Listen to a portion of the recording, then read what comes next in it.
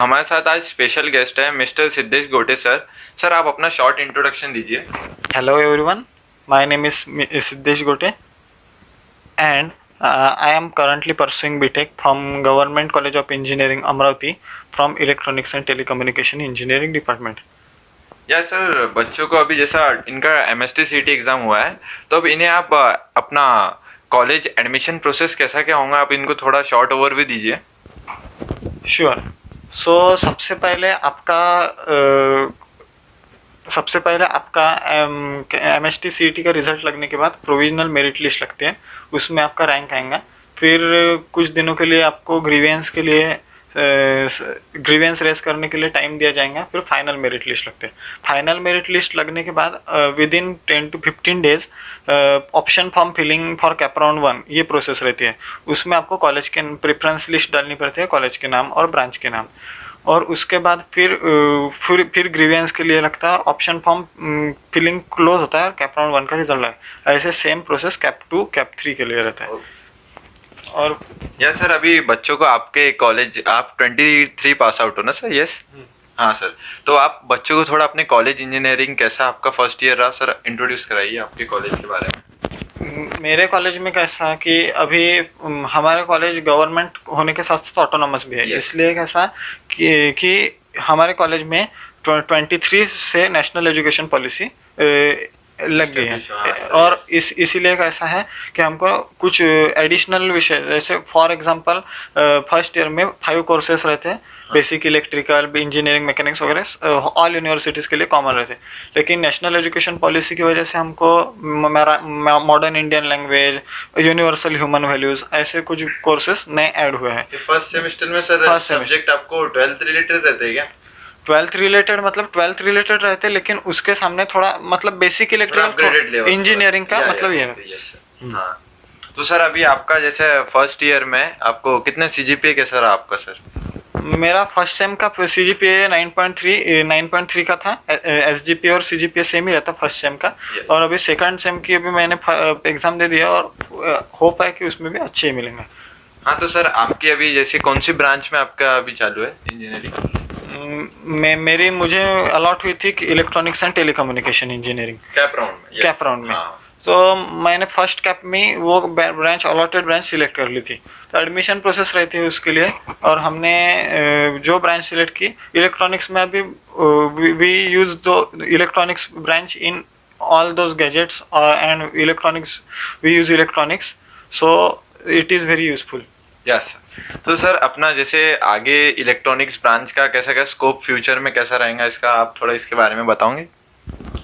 Electronics का तो scope हर ही जगह पे है, लेकिन अभी रिसेंटली सेमीकंडक्टर की फैक्ट्री गुजरात में भी एस्टेब्लिश हुई है। तो इसलिए इसके लिए आई होप कि all the electronics engineer will get chance in that company. तो सर आपके अभी जैसे कॉलेज का प्लेसमेंट डेटा वगैरह दिस ईयर का 24 का कैसा क्या रहा? Recently, TCS Digital company took the interview in our college. So TCS ने अभी 3 इसके लिए इंटरव्यू कंडक्ट करते हैं, TCS prime, TCS Ninja and TCS digital. TCS digital का हाईएस्ट पैकेज 7.2 LPA का रहता है, और TCS निंजा वगैरह 14 LPA का, और लेकिन अभी TCS प्राइम का भी रहता है।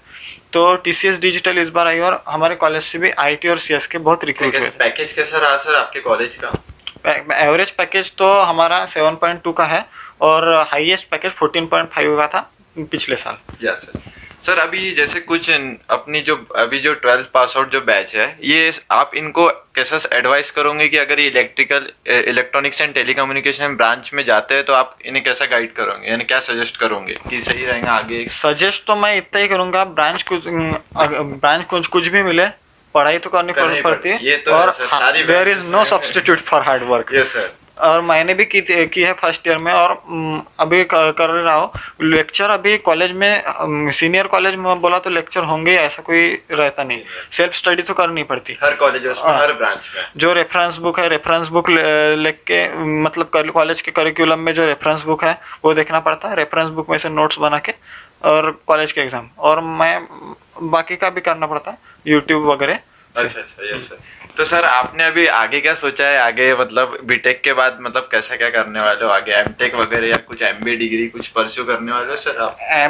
एम टेक का तो मैंने सोचा नहीं, लेकिन अभी तक मैं गेट एग्जाम दूंगा, क्योंकि अच्छा। गेट एग्जाम से हम एम टेक तो कर सकते हैं, लेकिन गेट एग्जाम का अच्छा स्कोर रहा तो हम पब्लिक सेक्टर अंडरटेकिंग्स में, हम पीएसयूज में जो भारत Job है, हाँ। इंडियन गवर्नमेंट की भेल जॉब वगैरह है, जो, हाँ, हाँ। एनटीपीसी, भेल, ओएनजीसी, yes, yes, उसमें बहुत चांसेस है, और उसमें सिर्फ बीटेक डिग्री चाहिए। Awesome sir. यस। बच्चों को थोड़ा प्रेफरेंस ऑर्डर लिस्ट, आपका जो फॉर्म फिलिंग था उसमें कैसा क्या आपने कॉलेज का प्रेफरेंस ऑर्डर रखा वो बता दीजिए थोड़ा।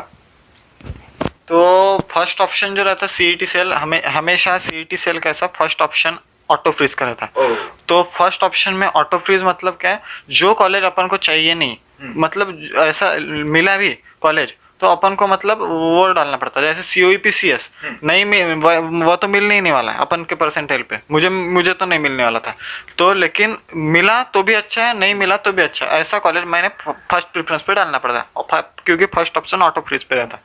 मैंने फर्स्ट सीओईपी का सीएससी डाला था, सेकंड मैंने गवर्नमेंट इंजीनियरिंग अमरावती का सीएससी डाला, फिर गवर्नमेंट अमरावती का आईटी डाला था थर्ड नंबर पे, और गवर्नमेंट अमरावती का ईएनटीसी फोर्थ नंबर पे डालता है, फिर इलेक्ट्रिकल गवर्नमेंट अमरावती, फिर वाईसीसी नागपुर का सीएससी, ऐसे डाले थे। फिर ऐसे मैंने टोटल 17 कॉलेज डाले थे, और मेरा ऐसा मानना है और एडवाइस है कि ज़्यादा कॉलेज नहीं डाले तो मतलब अपना डिजायर्ड कॉलेज मिलता है। तो मुझे फोर्थ नंबर पे गवर्नमेंट अमरावती का ईएनटीसी लग गया था फर्स्ट कैप में।